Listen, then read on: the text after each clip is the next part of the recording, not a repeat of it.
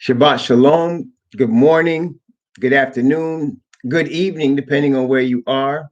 To those of my friends that are in the far east of the world, it is now 11 at night. To those that are on the east coast of the United States, it is now 11:16 in the morning. And for everybody in between, it is in between. Shabbat Shalom to all of you. Welcome to the 12 tribes that are scattered into all of those places. The 12 tribes scattered into the four corners of the earth, scattered into the north in North America, into the south in South America and Africa, scattered into the Asian countries in the Philippines, scattered all over the earth through captivity and slavery, colonialism. Greetings. Greetings also to those who are not of the 12 tribes that were prophetically scattered throughout the earth by the word of the Most High into slavery, but are repentant of their sins and the sins of their fathers and want to serve the God of Abraham, Isaac, and Jacob. Greetings. Greetings to those also who have no particular religion and are pretty much fed up with organized religion, but want to see righteousness and truth reign on the planet and see an end of death and corruption and disease and greed. Greetings.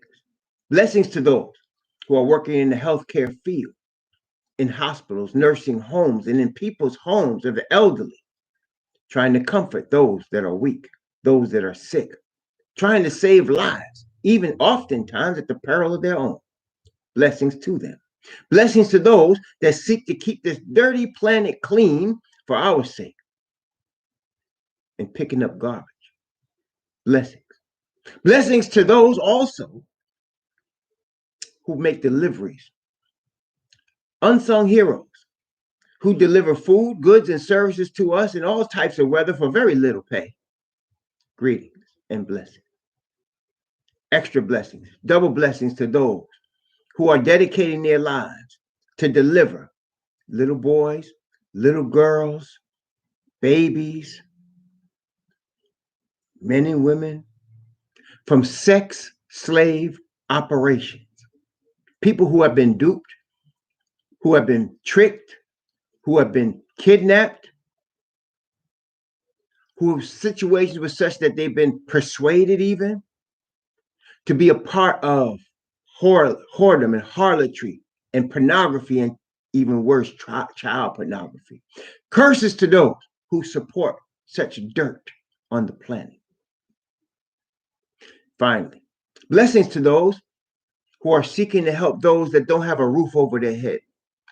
Men, women, children, little boys and girls, babies, and often also veterans, sleeping on park benches, sleeping in boxes on the street, sleeping on grates to keep warm of subways, sleeping in alleys, and don't have a roof over their head.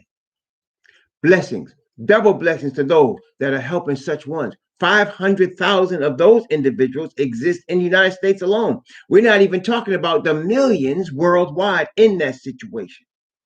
The Most High will curse this earth because of how it treats its poor. And blessings to those poor, for yours is the kingdom of Yah. We have been studying, and greetings to all that are in the chat. Greetings to you all. May the Most High bless you and guide you in paths of light and truth for his name's sake. We have been studying the book of Revelation, and we've been telling you, I can't tell you any more until I'm blue in the face, how much it's relevant to where we are right now. How soon it is until this day and age is over. This earthly kingdom that now exists is destroyed forever and no sign left of it ever again. It's very soon. And we who are in the Most High Yah and his son, Yahushua, of the Hebrew, true Hebrew people, are so happy for that to come. For that means there'll be an end of homelessness, an end of pornography and kidnapping and rape an end of thankless tasks and life being lost, helping others, an end of all of this corruption and greed upon the planet. There'll be an end of it. And we're looking forward to that because the Most High Yah and his son Messiah are going to come and violently overthrow this whole system and those that were the architects of it and that profit from it. So we've been studying this book, the book of Revelation, and we're in chapter 17. And as I contemplated this morning, and this is what happened, let me just explain to you. Some people have asked me for my notes. I don't have any notes. Those of you that know me and have seen us in this ministry live, you understand we just come with this book. I don't have any notes. I don't pre-prepare any. I just come in as the Most High gives me from his spirit. That's what I bring. And that's why I tell you to read your Bibles. Read your Bibles, please.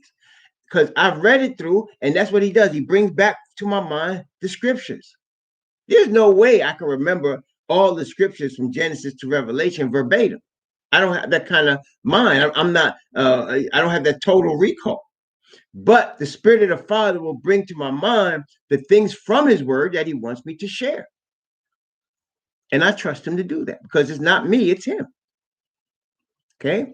So as I contemplated this morning, Revelation 17, I felt the Spirit impress me with this here. We talked yesterday about the great whore. We started our conversation in Revelation 17 about the great whore, right? But I also, as we continue in 17 today, and we're going to get deeper into it, and we may not actually get to 18 because of what we have to make sure we cover. There's some people out here, and I want to make sure we're clear, okay? So there are people that are hearing this for the first time, these type of words, these type of teachings. And so when I call the great whore the Vatican, the Roman Catholic Church, they may not understand how I got to that point. How do you know that that's the great whore, right? So I want to review quickly how we get to that point. And also for those of you that actually already know that the great whore is the Vatican, this will help you. Hopefully the goal and object of this is that you can also, when somebody asks you, how do you know? You can also bring the scriptures and say, these are the scriptures that show that what I'm telling you is true.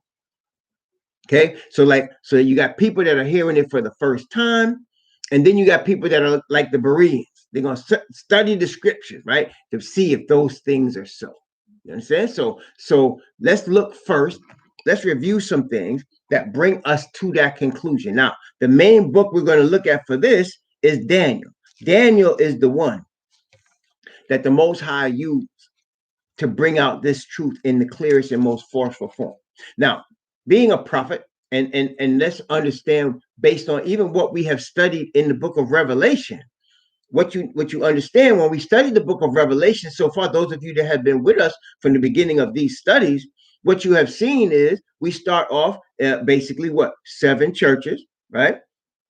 7 seals and 7 trumpets, right? So it's a rhythm, 7 churches, then 7 seals, then 7 trumpets, right? And we also alluded to the fact that these 7s move in harmony with each other. First church, first seal, first trumpet. Second church, second seal, second trumpet, all the way through, so that things are being repeated, and as they're being repeated, other details are being added. Other angles are being brought forth, right? But it's the same details being repeated in the 7 churches, 7 seals, and 7 trumpets, right?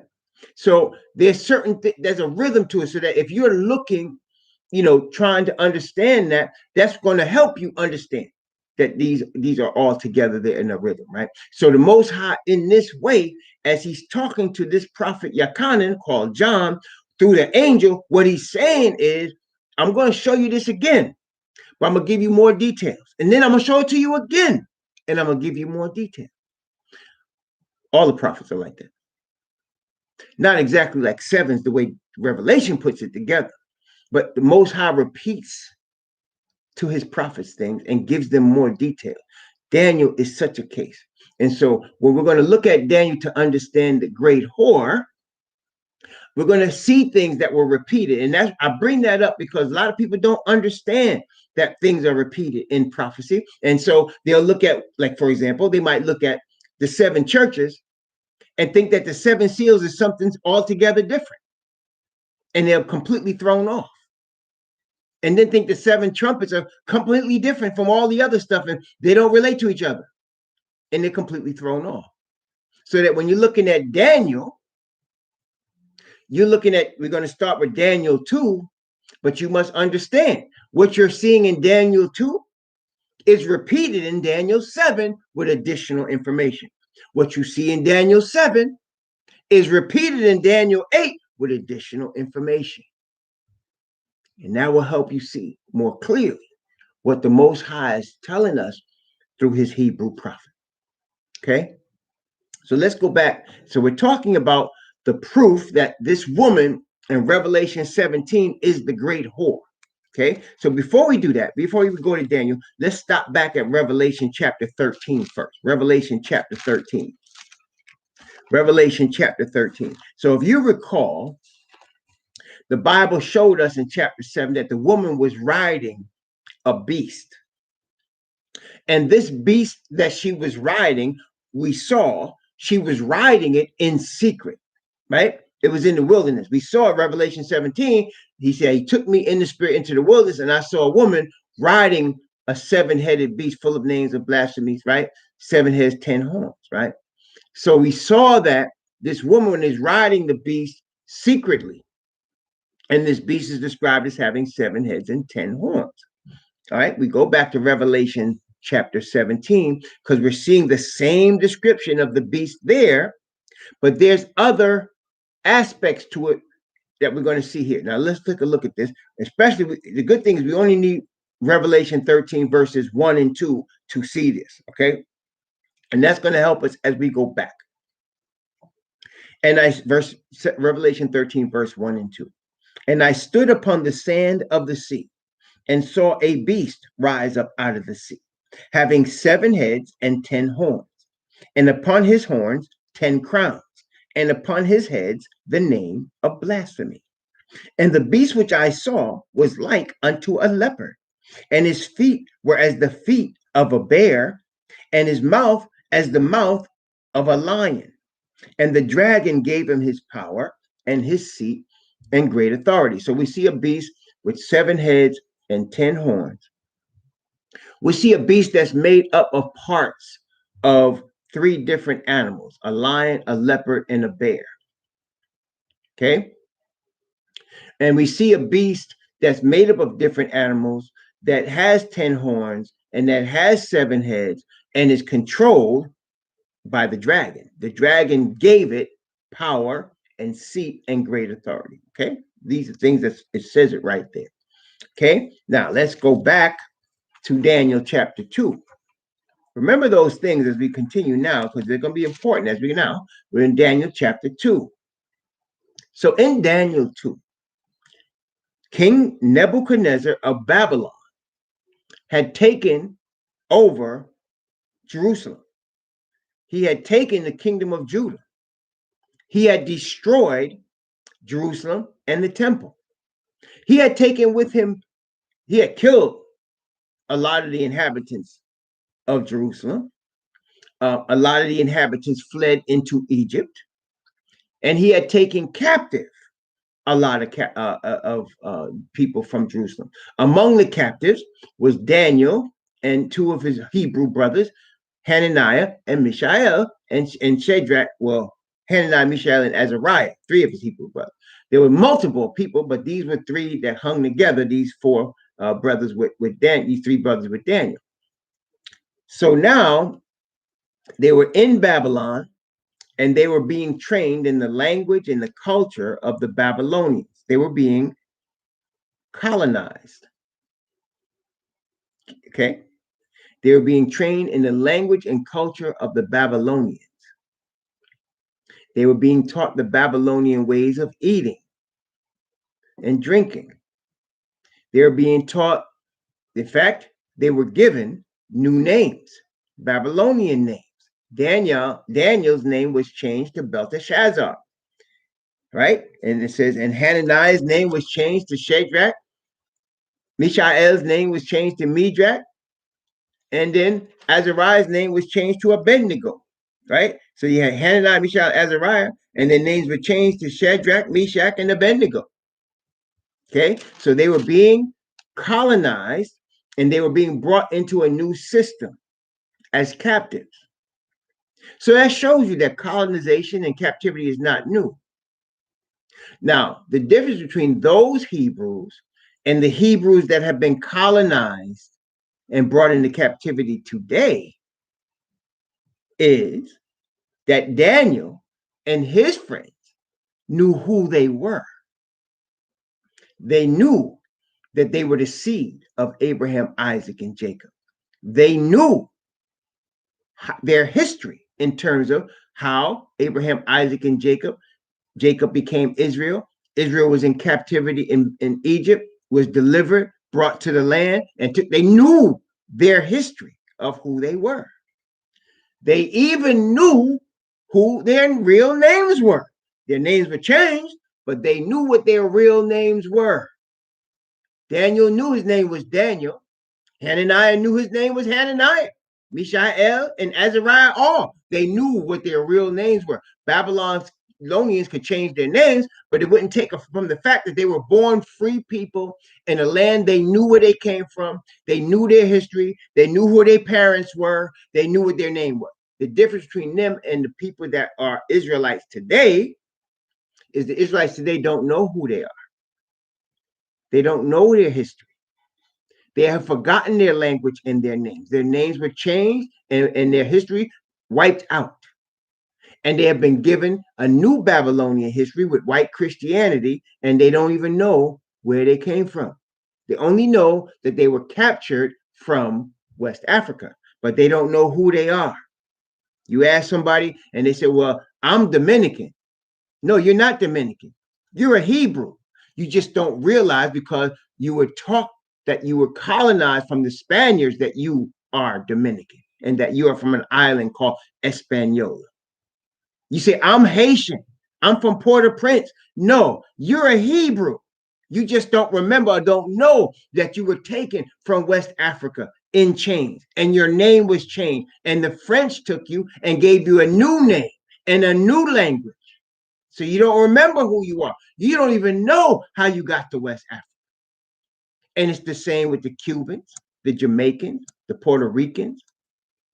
It's the same with the Colombians, the Panamanians, the Mexicans. It's the same with the Filipinos. It's the same all over the earth. The only people that have a chance at knowing who they were are the people that are on the continent of Africa, even them. You got small groups of them that know they come from Israel, that know they are the true Israelites. There are certain tribes in West Africa that know that, but they're caught up among a bunch of people that have been colonized by the English, so they speak English, by the French, so they speak French, by the Portuguese, so on and so forth. Okay? And at least they have a language of Africa that they have picked up maybe from the Hamitic people, mixed with the ancient Israelite language. But even like in the Philippines, if you listen to the Philippine language, those people are Hebrew. They speak ancient Hebrew and they don't even realize. I'm not talking about the Tangale language either, even though it's like that. But you look at some of the lands that they name, Palawan, Bayawan. Listen to them, Bahal. These are ancient Hebrew words. They don't understand it. That's where they came from. That's the difference between today's captives and the captives from Daniel's time. So we are in a much worse situation, and that has also been prophesied, obviously. But the awakening of us has also been prophesied, and that's what's going on now. We've been awakening, and this book has been the catalyst to awaken us by the Father's Spirit. Okay?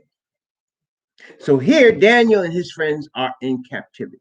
And the king of Babylon, who is a Hamitic king, who is the last his kingdom and his son and his grandson, as prophesied by Jeremiah, he would be getting 3 generations: Nebuchadnezzar, his son, and his grandson. And then the Hamitic powers, in terms of world powers, would be finished, because that was started after Noah got off the boat with Ham. The Hamitic powers have been dominant for 2,000 years. Then it was going to become Japheth's turn. And that's what we've been getting, Japheth. Okay? So now in Daniel chapter 2, Nebuchadnezzar, the king of the Hamitic kingdom of Babylon, has a dream. And his dream, he knows, is significant, but he can't remember what the dream was. And I'm trying to save us time by giving you the synopsis, but you go ahead and read chapter 1 and 2 of Daniel for yourself when you get a chance. We're going to get right to the meat of it, but I'm giving you a synopsis of this. So he was getting ready to go to sleep, Nebuchadnezzar. And Nebuchadnezzar, when you read about him, when you read about him in Daniel, when you read about him in Ezekiel, when you read about him in Jeremiah, you get a sense that Nebuchadnezzar was a man of spirit. He was a spiritual person. What I mean by that, a spiritual person is a person that understands there's a world of the spirit, but they don't have the present truth to really understand what that world is about.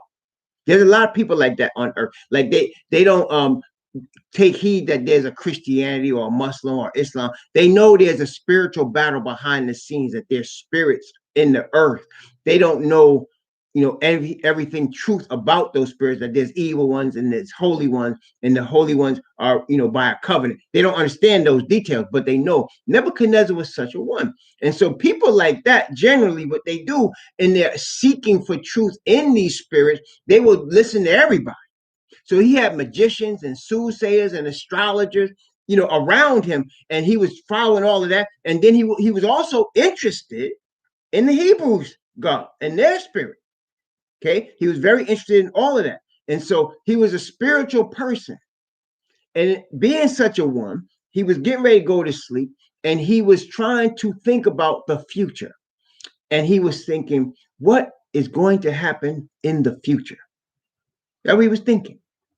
The Bible says when he was about to attack Jerusalem, he looked in the liver. That's another way of fortune telling, and looking in the liver. Isn't that interesting? Because even now, the human liver tells you a lot about a person's health, right? The condition of the liver tells you a lot about a person's health. And so the Bible actually uses the term, he looked in the liver, and he was trying to decide whether he should attack Jerusalem. But the spirits were telling him they're going to be punished. And so that's why he did it. He was contemplating not doing it because he's a spiritual person. Okay. So here he's thinking about the future, and he doesn't realize that among his captives is ones that belong to the only true God, the spirit of all spirits, Yahweh. And he doesn't realize that, but he's going to realize it with this experience that he's having when he's wondering about what's going to take place in the future. So now we're in Daniel chapter 2, and Daniel, the Hebrew captive, is about to explain to Nebuchadnezzar what he was thinking before he went to sleep, what he dreamed, and what his dream meant. Okay, so let's take a look. Daniel chapter 2.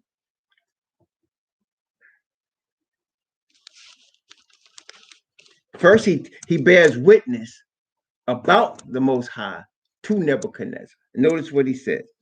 Verse 20, starting at verse 26 of Daniel chapter 2. The king answered and said to Daniel, whose name was Belteshazzar, art thou able to make known unto me the dream which I have seen, in the interpretation thereof? Daniel answered in the presence of the king and said, the secret which the king hath demanded, cannot the wise men, the astrologers, the magicians, the soothsayers show unto the king? But there is a God in heaven that revealeth secrets, and maketh known to the king Nebuchadnezzar what shall be in the latter days. Thy dream and thy visions of thy head upon thy bed are these. So that's what Nebuchadnezzar wanted to know. What's the future? He fell asleep thinking, what is the future? How can I find out what's going to happen in the future?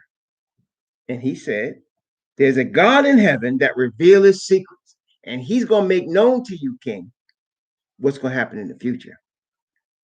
Okay? Verse 29. As for thee, O king, thy thoughts came into thy mind upon thy bed. What should come to pass hereafter? That he that revealeth secrets maketh known to thee what shall come to pass.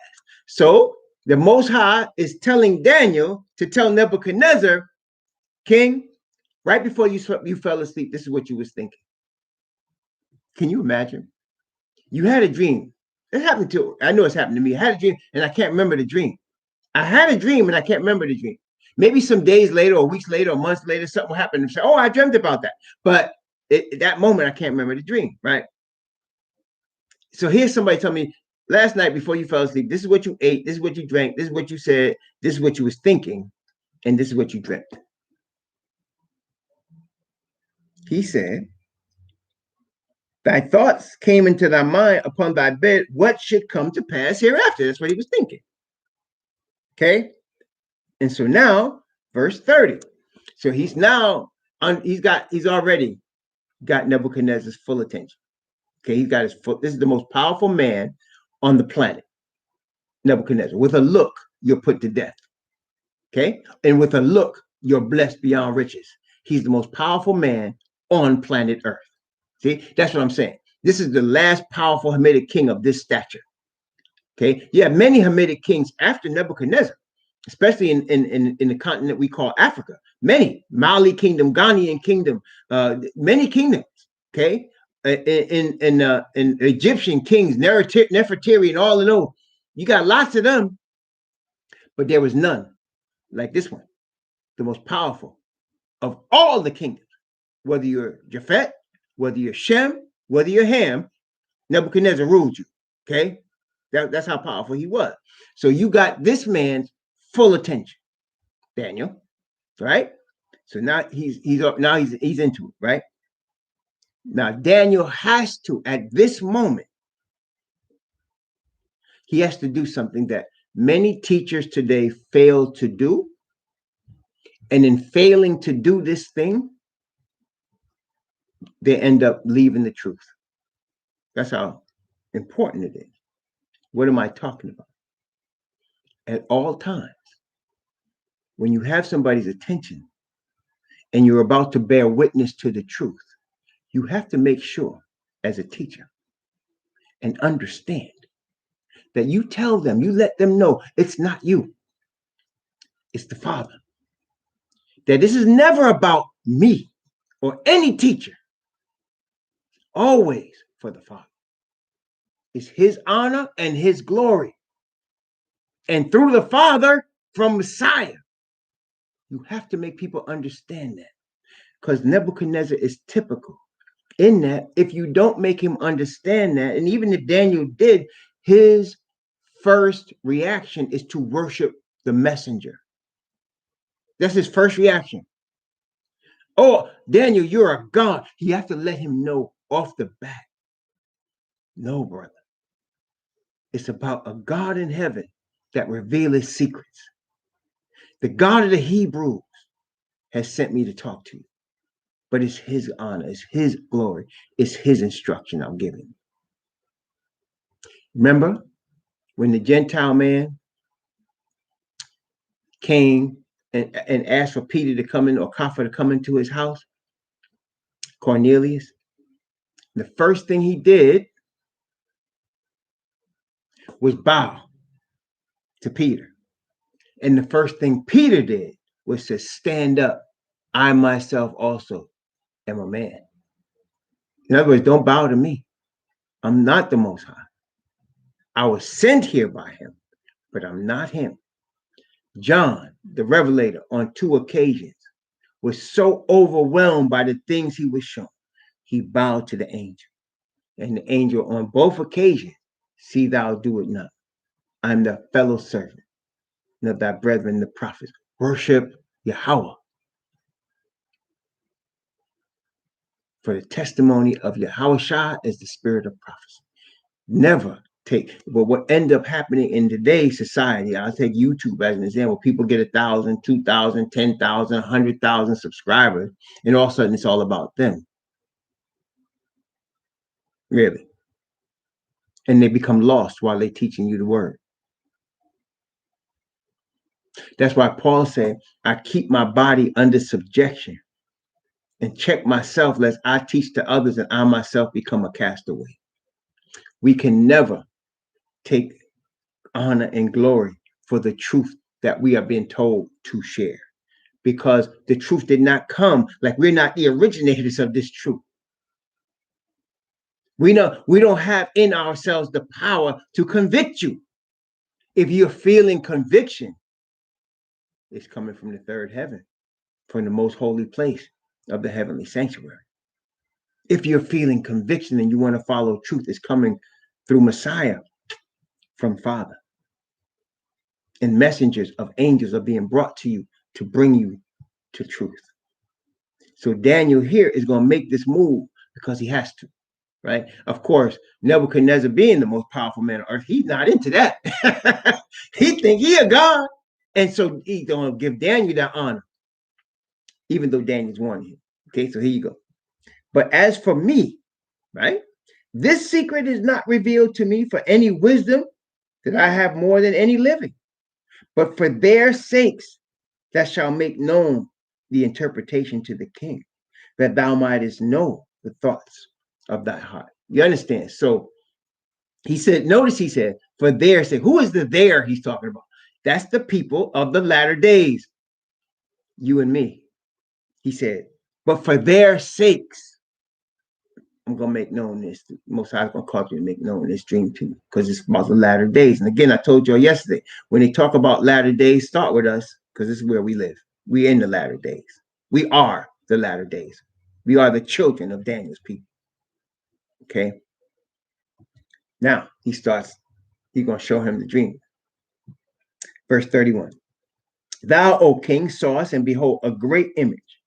This great image, whose brightness was excellent, stood before thee, and the form thereof was terrible. This image's head was of fine gold, his breast and his arms of silver, his belly and his thighs of brass, his legs of iron, his feet part of iron and part of clay. Thou sawest till that a stone was cut out without hands, which smote the image upon his feet that were of iron and clay, and brake them to pieces. Then was the iron, the clay, the brass, the silver, and the gold broken to pieces together, and became like the chaff of the summer threshing floors. And the wind carried them away, that no place was found for them. And the stone that smote the image became a great mountain and filled the whole earth. That was the dream. So he saw an image, head of gold, breast and arms silver, belly of brass, legs of iron, feet of part iron and part clay. He saw that a stone that was cut out of a mountain, that was not cut with human hands, would smote that image and turned it into dust. And then the image was gone. And the stone itself became itself a great mountain and filled the whole earth. That was the dream. Excuse me, that was the dream. So now he's going to tell him, he's going to say, that was the dream. He said, now we'll tell you the interpretation. Again, Nebuchadnezzar has got to be totally engrossed here. He is totally engrossed. He was ready to kill all his spiritualists in Babylon, including Daniel, because nobody could tell him what he dreamt and what it meant. And now this young man, and he was a young man, Daniel comes toward him with this information, and he is now wrapped in attention. And he's got Daniel's full attention, and he's listening to every word. Okay, here you go. Daniel chapter 2, verse 36. This is the dream, and we will tell the interpretation thereof before the king. Thou, O king, art a king of kings, for the Most High of heaven hath given thee a kingdom, power, and strength, and glory. And wheresoever the children of men dwell, the beasts of the field, the fowls of heaven, hath he given into thine hand, and hath made thee ruler over them all. Thou art this head of gold. So he tells the king Nebuchadnezzar, your kingdom, the Babylonian kingdom, is the head of gold. The Most High has blessed you and given you all the kingdoms of the earth. Now, gold is the most valuable of all of those metals that we have seen here. It's the most valuable one, followed by silver, the second most valuable. Brass, then finally iron, which is the cheapest of them. But even though iron is the cheapest, it's the hardest, right? So gold is the most expensive, the most precious, but it's also the softest. So as that's telling us some things, which we're going to see, was telling us something. As the metals go downward, the kingdoms become more ruthless, become harder, become more heartless. Okay?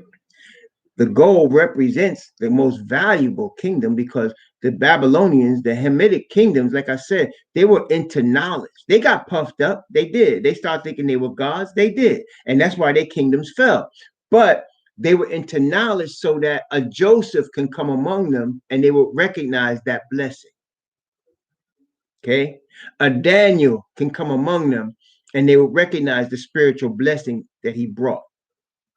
They wouldn't just dismiss him because he was black or because he came from another nation or because they had to be superior to him.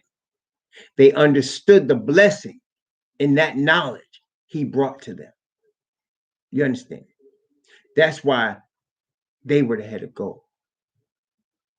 Okay? That's why they were the head of gold. And the Most High blessed them because of that simple attitude that they had. Okay? Whereas as time went on, during the course of time, as we'll see, that became less and less till you get to where you are now, where there's a serious arrogance in the part of spiritual Babylon today. An arrogance that causes them to steal knowledge that they've gotten from other people and then make claims that they are the originators of it.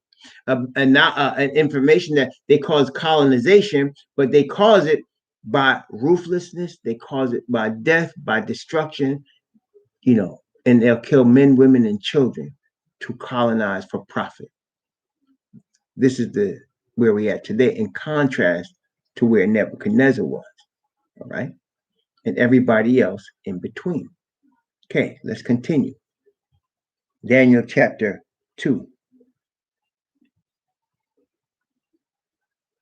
verse 39.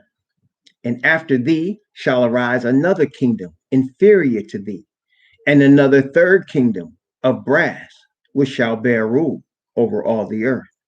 And the fourth kingdom shall be strong as iron. For as much as iron breaketh in pieces and subdueth all things, and as iron that breaketh all these, shall it break in pieces and bruise. Okay? So there's 4 successions of kingdoms. There's Babylon, then there's a silver, then there's a brass, then there's an iron. Now, let's stop here for a minute and explain a couple of things that are very important. There are many kingdoms on the earth. There have been hundreds of kingdoms on planet Earth. Okay, if you can go, like I said, you can go to Asia and you can look at the various dynasties, the Ming dynasty, all the different dynasties, the Zhou dynasties in China. There have been many kings in different countries of Southeast Asia. There have been kings in India, many kings. There have been dynasties in the Middle East and Africa. We mentioned some of those in Africa. There have been dynasties, there have been kingdoms that once they said about the British Empire, that the sun never set on the British Empire. That's what they were saying. Okay. The French have had empires, the Spaniards have had empires. Okay. So there have been many different kingdoms on planet Earth. But the Most High is singling out 4. And there's several reasons for that, why he singles out these 4. The reasons being, not only did they have this in common, they were all world empires. And that, in other words, these were empires that control other languages of nations, other peoples, other tongues. They control all of them. And again, the French did that too, and so did the Spaniards. But these 4 in particular had connection to the Hebrews. That's what made them. It is through these four that the Hebrew people have been spread throughout the earth. And that is why, whereas we talked about this when we studied in chapter 15 and 16 of the book of Revelation, we alluded to this a little bit. I'm going to allude to it again now. That is why in the first deliverance of the Hebrews, the focus was on Egypt, because the Hebrews were in Egypt. Okay, they came down there. First, it was Joseph, who represented the nation. It was a small group of people, but Joseph represented the nation when he was sold into slavery into Egypt. The Most High had him go ahead of the nation. Then Jacob, the father of the nation, came with the rest of them, 70 souls. And they were in Egypt, the whole nation, all of their children, all of the nation of what was Jacob's children, which are called the children of Israel, were in Egypt. But after these situations, and when we see Babylon, Media, Persia, Greece, and Rome, which we're going to talk about how we get there, the nation is scattered throughout the four corners of the earth, so that the bloodline of Abraham, Isaac, and especially Jacob, I say that especially Jacob, we'll talk about that in a second, is everywhere. I mentioned they're in the Philippines, they're in Africa, they're in South America, they're in North America, they're in Central America, they're in Europe, they're in the islands, spread throughout the whole planet. So that as we read the book of Revelation, and it talks about the message going to every nation and kindred and tongue and people, it's because the people of Yah, the bloodline, the originals, have been scattered into all those nations.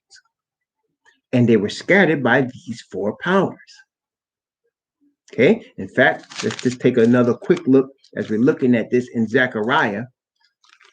Zechariah.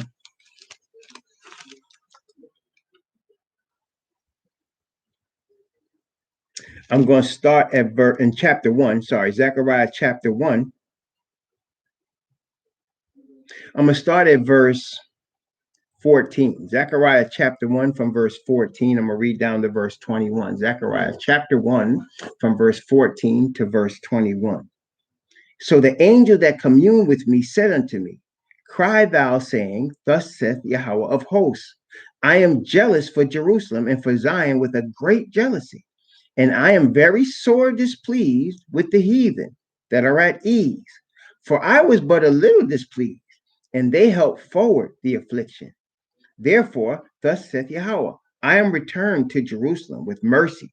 My house shall be built in it, saith Yahweh of hosts, and the line shall be stretched forth upon Jerusalem.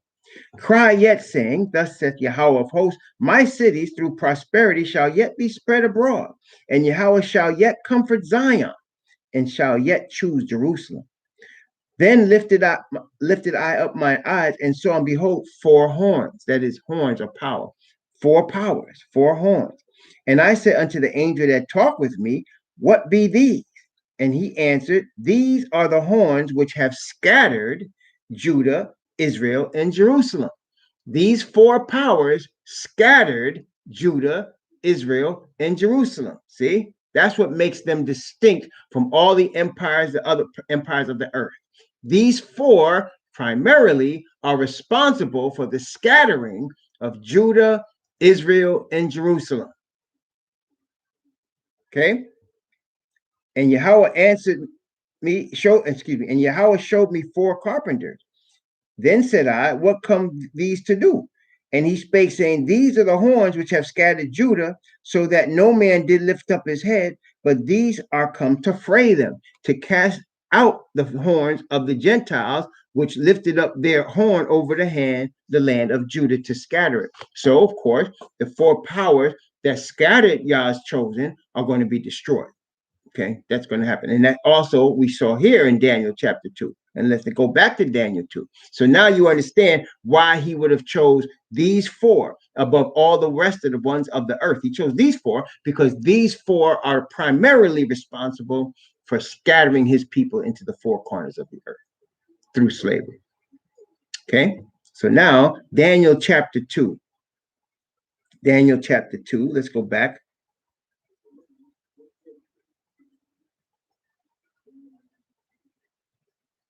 I'm going to start at verse 40 again. And the fourth kingdom shall be strong as iron, for as much as iron breaketh in pieces and subdueth all things, as iron that breaketh all these shall it break in pieces and bruise. And whereas thou sawest the feet and toes, part of potter's clay and part of iron, the kingdom shall be divided, but there shall be in it of the strength of the iron. For as much as thou sawest the iron mixed with miry clay, and as the toes of the feet were part of iron and part of clay, so the kingdom shall be partly strong and partly broken. Whereas thou sawest iron mixed with miry clay, they shall mingle themselves with the seed of men, but they shall not cleave one to another, even as iron is not mixed with clay. So iron and clay, we're in the last days. I'm just letting you know, we're in the iron and clay part. And you say, why is it iron and clay? If you recall, with regard to the 144,000, the Bible said in Revelation chapter 7, the angel that was going back up with the seal in his hand was ascending from the east with the seal of the living Most High. He was crying out to four angels that was told to hold back the four winds. And he was told, hold the winds, he said, until our servants, the servants of Yah, are sealed in their foreheads. And we knew it was 144,000 that was to be sealed, right? That's the iron and clay. In other words, they can't come together because they're being held back.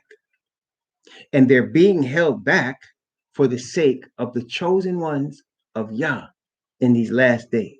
They're being held back. Okay? So we're going to talk about that more, but let's continue. Verse 44. For in the days of these kings shall the Most High of heaven set up a kingdom, which shall never be destroyed. And the kingdom shall not be left to other people, but it shall break in pieces and consume all these kingdoms, and it shall stand forever. So again, in this verse, he said it two times. In this verse, and he's going to say it more, he says, a kingdom is going to be set up that shall never be destroyed. And he says also, it shall stand forever. In other words, Babylon stood for a minute and it went. Next silver came for a minute and it went. Brass came for a minute and it went. Iron came and it went. But the kingdom that's going to be established through this rock is never going to end. It will not be left to other people. It's going to stand forever. Okay? There's a final kingdom that's going to stand forever. So let's continue. Verse 45. For as much as thou sawest that the stone was cut out of the mountain without hands, and that it brake in pieces the iron, the brass, the clay, the silver, and the gold, the great Most High has shown to the king what shall come to pass hereafter. And the dream is certain, in the interpretation thereof sure. Then, now he did warn Nebuchadnezzar this came from the Most High, right? But watch Nebuchadnezzar's reaction. Then Nebuchadnezzar fell upon his face and worshipped Daniel and commanded that they should offer an oblation and sweet odors unto him.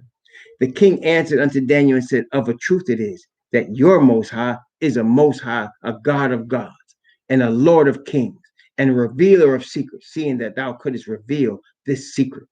Then the king made Daniel a great man and gave him many great gifts and made him ruler over the whole province of Babylon and chief of the governors over all the wise men of Babylon. Then Daniel requested of the king, and he set Shadrach, Meshach, and Abednego over the affairs of the province of Babylon. But Daniel sat in the gate of the king. Nebuchadnezzar recognized a special spirit when he saw one. He didn't care that this man was from captivity, that his kingdom had overtaken that kingdom. He knew that this person that was in front of him was from the Holy Most One, Most Holy One. And he knew he needed to listen to this brother. That's the difference between Babylon and the successive kingdoms, especially the last one. Nebuchadnezzar recognized what he saw. Now, even though he did, he still tried to worship Babylon. And then later on, Daniel chapter 3, the whole Daniel chapter 3 is Nebuchadnezzar rebelling against this. That's what Daniel 3 is about. That's why you see a golden statue, a statue all of gold, because Nebuchadnezzar represented just the head in Daniel's interpretation of his dream. But he said, nah, my kingdom's not going to end. So he makes a whole statue of gold and demands that everybody worship it. He was bugging, right? He was tripping. But he ended up coming along and becoming, and there's nothing that made him special. He ended up becoming a follower of Daniel's God. Before it was all over, he ended up becoming a follower of Daniel's God. And so praise the Most High Yah. But let's show who these four kingdoms are. Well, we've already been told that it was pretty plain, right? The gold was Babylon. That was Babylon. That was the gold. Right? We've already been playing, right? The gold was Babylon. Okay. All right. So what came? So in other words, after Babylon, there would be another kingdom that would have control over the Hebrews and would cause them to be scattered. Another kingdom would come after Nebuchadnezzar. Babylon would go away, and there'd be a silver one. Okay. Daniel chapter 5 shows us who that is. Daniel chapter 5 shows us who that is. Daniel 5, and we know about the writing on the wall, so we'll skip that part. Let's go right to the part that shows us the succession of the kingdom. Okay. Daniel chapter 5. I'm going to begin at verse 24 of Daniel chapter 5. So Babylon is in power in the beginning of 5, but no longer at the end of 5, chapter 5. So let's take a look at that. Daniel chapter 5.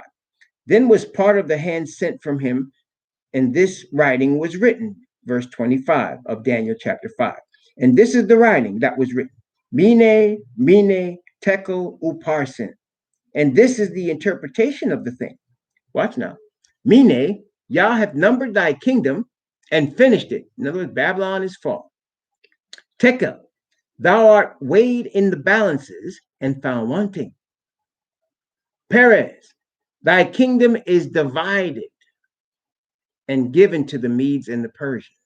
You want to know who the silver is? It's the Medes and the Persians. Okay, let's continue.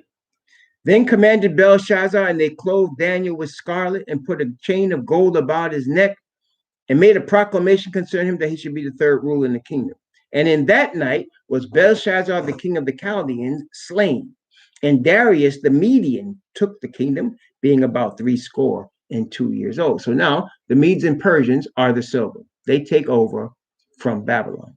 That would be the breast of and arms of silver. Okay, so you got Babylon, then you got Medes and Persians. Okay, who comes after the Medes and the Persians? Daniel chapter 8. Daniel chapter 8. So Medes and Persians take over the world kingdom from Babylon, starting with Darius the Mede. Okay, they are also controlling Israel. They're controlling the Israelite people. The Israelite people are under their thumb. Okay, and they're causing a scattering of Israelites. See, all during this time, from the Babylonian destruction to the Medes and the Persian takeover, Israelites are scattering into different parts of the earth, mostly into Africa, as we know. And so, but all over the earth, they're scattering. Okay. Now, let's take a look. Daniel chapter 8. What comes after the Medes and the Persians? Who took over from them? Daniel chapter 8, verse 19, 20, and 21. Okay. And he said, Behold, I will make thee know what shall be the last end of the indignation. For at the time appointed, the end shall be. The ram which thou sawest, having two horns, are the kings of Media and Persia. So again, it's mentioning this world power of Medes and Persians. Okay, let's continue. And the rough goat is the king of Grecia. And the great horn that is between his eyes is the first king. So succeeding the Medes and the Persians was the Greeks, starting with Alexander the so-called Great. They came after the Medes and the Persians. Okay, so you have Babylon, Media, Persia, Greece, and there's one more. What came after the Greeks? What came after the Greeks? Let's go to Luke chapter 3. Luke chapter 3.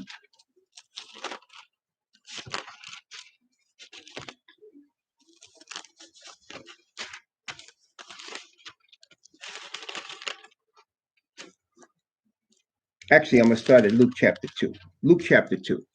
because that really explains it better. Luke chapter 2. Luke chapter 2, beginning at verse 1. Let's read verse 1. Actually, Luke chapter 2, beginning at verse 1. And it came to pass in those days, this is Luke, so this is the days of the birth of the Messiah. And it came to pass in those days that there went out a decree from Caesar Augustus that all the world should be taxed. So now Caesar Augustus is an emperor of Rome, and he makes a decree that's worldwide in its import, where he says all nations are going to be taxed. We need that money. We need y'all to give it up.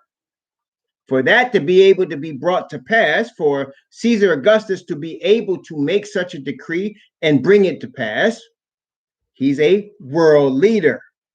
Now you know what came after the Greeks, the Romans. So you have now Bible proof that you have the Babylonians, followed by the Medes and the Persians, followed by the Greeks, and followed by Rome. Okay, now we have shown you from the scriptures Babylon, Media, Persia, Greece, and Rome. Ancient Babylon. We're not talking about Iraq. That's where it used to be Babylon. But remember, the Most High said, it shall never rise again. That's why it's now Iraq. It's not, that's not, we're not talking about that. We're talking about Nebuchadnezzar, the Hamitic kingdom. The Iraqi empire, the Iraqi nation that's now there, they have Hebrews there, you know. There's Hebrews there. You don't know them because they keep showing you all the European-based ones. Because that's who took over that country. Okay? Just telling you the truth. So it's not talking about that country. We're talking about the Hamitic kingdom that was Nebuchadnezzar's kingdom and his son Evil Merodach, and then finally Belshazzar. These were Hamitic people that ran a Hamitic empire. Then later on, you had the Medes and the Persians, followed by the Greeks, and then, of course, finally the Romans. So we've shown you the 4 successions of the empire. Okay? Should be also noted that when the stone hit the feet of Nebuchadnezzar's statue, it hit the feet that was made out of iron and clay. We just showed you that the 4th empire is Rome. Therefore, it hit the feet that is partly in control by Rome. Okay? Why is that important? Because the stone represents the establishment of Yah's kingdom, which tells you at the time of the establishment of Yah's kingdom, Rome is going to be in power. Notice it didn't say the iron was the United States. It said the iron was Rome. And so, at the time of the establishment of Messiah's kingdom with the Father Yah on this planet, Rome is running things. You say, how is that? Remember what we told you about the woman, or should I say what the Bible told you about the woman? She's in the wilderness. She's running this thing in secret. Remember that? Okay. Now we see the 4 successions of empires relating to the scattered Hebrew people of Daniel chapter 2. I said to you in the beginning of this study today that the Bible repeats things. It repeats things. In fact, we already saw a little hint of it when we looked at Daniel chapter 8, when it mentioned again the Medes and the Persians with the Greeks. So you see, it did repeat, but I'm going to show you more by the grace of the Most High. So it repeats things to the prophet and gives him different angles, more information about the thing he's being shown. So Daniel is here being shown about the 4 kingdoms and the latter days, and how Yah is going to establish a kingdom that's going to, they're never going to be destroyed, that's going to last forever and ever. Okay, so now let's look at the second time Daniel is shown these 4 kingdoms, and the second area in terms of the angle he's being shown them in Daniel chapter 7. Okay, and we'll start here. We're going to start with this, then we're going to come back to it. We're going to come back to it and and go at it again. Like I said, we probably won't get to 18 today, chapter 18 of Revelation, because we got a lot to cover in 17. And I need y'all to see why we know this whore is the Roman Catholic Church, why we know this. Okay, so far we've seen Babylon, Media, Persia, Greece, and then the Roman Empire, and we saw Caesar Augustus. I mean, of course, we have different, we have Caesar Julius and Caesar Augustus and Caligula and all of these different emperors of Rome, that were existing in the first century and before the first century AD. Okay, let's go now to Daniel chapter 7, beginning at verse 1. In the first year of Belshazzar, king of Babylon, Daniel had a dream and visions of his head upon his bed. Then he wrote the dream, and told the sum of the matters. Daniel spake and said, I saw in my vision by night, and behold, the four winds of the heavens strove upon the great sea, and four great beasts came up from the sea, diverse one from another. So here we go again. We had four metals, and we have four winds, and we have four beasts. Got it? See that? So you're dealing again with the same four. But what is he going to show him now? He's going to show him different things about the four that he didn't show him before. He showed him in the first dream that they were Babylon, Media, Persia, Greece, and Rome, that they were different metals representing different empires. He told them that. He also showed him that Yah was going to create a world empire that's going to be lasting forever. So now he's going to show him more details about these four that he didn't show him in Daniel chapter 2. He'll show him more details. Okay. So he had this particular dream. Is interesting. It says the first year of Belshazzar. Now, that's Daniel chapter 7. He had this dream in the Daniel chapter 7 in Belshazzar's first year as king. Belshazzar was Nebuchadnezzar's grandson. So he said, he had this vision in that king's first year. Now we see in Daniel chapter 5, Belshazzar gets murdered, right? He gets slain in Daniel chapter 5. So we're indicating that what Daniel has been shown here in chapter 7 took place before the events we see in chapter 5. Again, indicating that it's not always chronological. A lot of times it is, but it's not always chronological Bible prophecy when you're looking at right to left in terms of prophecy. So what you see in chapter 7 actually took place before the events of chapter 5. Okay? And he's going to show Daniel again in this. And that's why that night when Daniel walked into Belshazzar's palace, he already knew this stuff that we're getting ready to read now. He knew this stuff already. He knew what it meant. He knew what was going. That's why he can confidently say your kingdom is finished, because he was already shown, okay, prior to walking in. All right. So Daniel chapter 7, beginning at verse. I'm gonna start at verse 3 again and read about the first beast. Okay. Daniel chapter 7, beginning at verse 3. And four great beasts came up from the sea, diverse one from another. The first was like a lion and had eagle's wings. I beheld till the wings thereof were plucked, and it was lifted up from the earth and made to stand upon the feet as a man, and a man's heart was given to it. So let's stop here. Daniel was already shown that the first kingdom, the kingdom of gold, was Babylon. Therefore, we know right now this first, like a lion beast that had wings of an eagle, is Babylon. So this is Babylon right here. It's like a lion, had eagle's wings. It's interesting that in a couple of places in the Bible, the people that are described as bringing Yah's people into captivity are always related to an eagle. He did that. Moses did that in the book of Deuteronomy.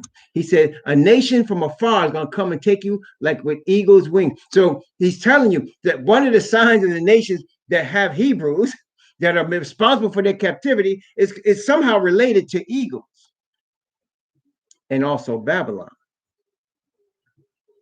Do we have any nations today that brought people into captivity that are related to eagles? Let's continue. I beheld till the wings thereof were plucked, and it was lifted up from the earth, and made to stand upon the feet as a man, and a man's heart was given to it. So it starts off like a lion, and it ends up like a man. What does the Bible tell us about man. It says, trust ye not in man, whose breath is in his nostrils. Cease ye from man. It said, the heart of man is deceitful above all things and desperately wicked. It tells us that about the heart of man. So it says that what ended up happening is the kingdom started off with Nebuchadnezzar, who actually ended up becoming a follower of the Most High Yah, and ended up with his son, who was a fool, Belshazzar, who ended up having a big party and using holy vessels of Yah in his party. And that was the end of him. The heart of man is deceitful above all things and desperately wicked. That represented the end result of Babylon. Deceitful above all things. That's self-deceitful. Wait a minute. Do we know any nations today that represents itself with an ego that is arrogant and self-deceptive and mishandles holy things of Yah? Is there any nation like that today? Let's continue. The second beast, verse 5. And behold, another beast, a second, like to a bear, and it raised up itself on one side, and it had 3 ribs in the mouth of it between the teeth of it. And they said thus unto it, arise, devour much flesh. So now the Medes and the Persians are represented as a bear. So you had a lion, and then you had a bear. Interesting thing about the bear, as you see here, it said it raised itself up on one side like this. Why would it do that? Remember, the second kingdom was the kingdom of the Medes and the Persians. There were 2 different nations that combined to control the kingdom. They shared power, the Medes and the Persians, right? The Medes, you know who Medes are, right? Oh, you don't know who they are? Medes are your Russians. That's who that is, the Russians. Why do you think the people that are now in Iraq and Iran, you have some of them that are so light colored? Russians were the Medes. The Persians were, Iranian, right? But they were mixed with Russians. So now you have the influence of Japhet. Remember I told you started off with the Hamitic powers that had been running things from the time of Ham, when Ham came off that ship, and he had Cush, and he had Mizraim, and he had and Cush had Nimrod. Cush is the founder of Ethiopia, what we call Ethiopia. Mizraim is the founder of what we call Egypt. You had Put, and you had Canaan. All of them came from a man that we now consider African. There was no Africa then, but they considered them all African. And the land of Canaan, they now call the Middle East. Why they call it the Middle East? Because they're trying to hide the fact that they was Africans. Let me say that again. They're trying to hide the fact that they were Africans.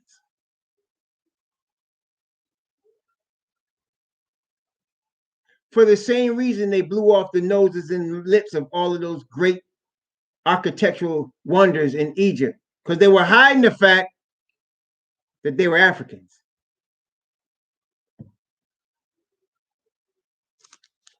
You understand? You know what, though? They could do all that stuff if they want to, but there's an accurate record in the kingdom. There's an accurate record of everything. The Bible says the book was open and all the other books were open, and the book of life was open, and the people were judged out of those things written in the books according to their works. You can try to hide all kind of history. You could try to change it. You could try to modify to make yourself look better. It's not going to change what heaven has recorded. It's not going to change it. You could lie to me, and I could lie to you, and neither of us can know who's telling the truth. But there's a record. There's a record of our thoughts. There's a record of our words and deeds and our motives. There's a written record in the third heaven, and all of us are going to face that record. You're not going to be able to hide from your record.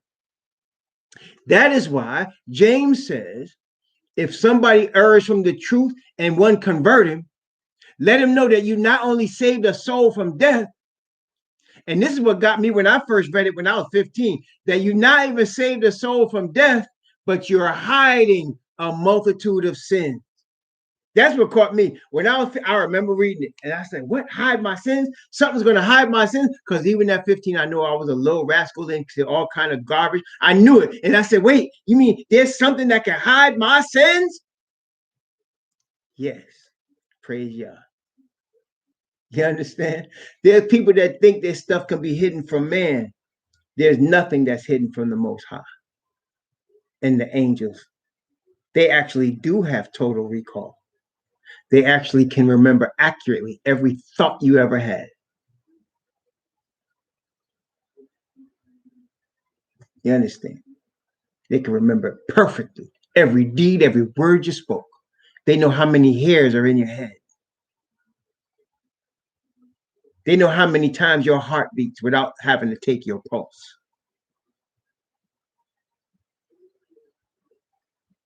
So there's no hiding from them. There's not. That's why the Bible says all of us are open and naked before the Most High. And that's why he said, take my righteousness and cover your nakedness. So you can hide under it. Praise the Most High.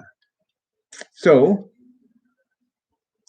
the Medes and the Persians were next. And why was it raised up on one side? Because the Persians came first. As you saw in Daniel chapter 5, it says Darius the Median took the kingdom at 62 years old. He was the first one of that empire to take over Babylon, but he wasn't the last one. The last one was the Persians, Cyrus the Persian and Artaxerxes the Persian.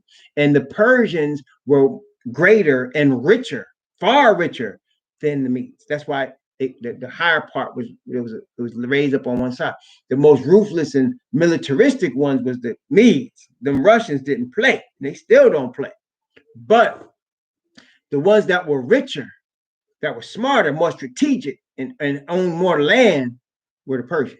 They ended up becoming bigger. Okay, that's why it raised itself up on one side. And they had 3 ribs in it because in order to take the kingdom, they had to take over 3 powers. They took over Egypt, Greece, and there was another power. I can't remember what it was, but they came through and took over 3 powers in order to take the kingdom. Okay. You're crazy. Okay, so we're going to stop here for now. I'm going to stop here. We're going to come back to this because, again, this is showing who the whore is. That's what we're leading to here. We're showing who the whore is. I think you're getting a picture. I told y'all the whore was the Vatican, the Roman Catholic Church, but I need to show you from the scripture. So we started with Daniel 2. And then, well, actually, we started Revelation 13, if I recall. And then we went to Daniel 2, and now we're in Daniel 7. And we're going to touch base on Daniel 8 as well, by the grace of the Most High, to show you who the whore is, so that we can know for sure from the scriptures who this entity is. All right? So we're going to take a break now. It's now 12:28. We're going to come back at about 10 after 1 and continue this study in as far as who the whore is. And please, if you're not able to make it back, that's fine. May the Most High bless you and keep you and cause his face to shine upon you and be gracious unto you. May our Father in heaven lift up his countenance upon you and give you peace through Messiah. And until we meet again at 1:10, we shall return. Yeah, 1:10 Eastern time. Thank you, Brother Walter. 1:10 Eastern Daylight Time will return. Shalom.